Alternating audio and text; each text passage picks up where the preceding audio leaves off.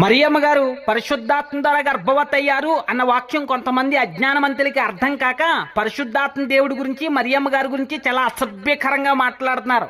ఒక తల్లి కూతురు రోడ్డు మీద వెళ్తుంటే అసభ్యకరంగా మాట్లాడేటువంటి పాపిష్టి లోకంలో మనం బ్రతుకుతున్నాం. ఒక అన్నా చెల్లెలు కలిసి ఉంటే వాళ్ళకి అక్రమ సంబంధం అంటగట్టేటువంటి భయంకర పాపిష్టి మనుషుల దగ్గర మనం బ్రతుకుతున్నాం.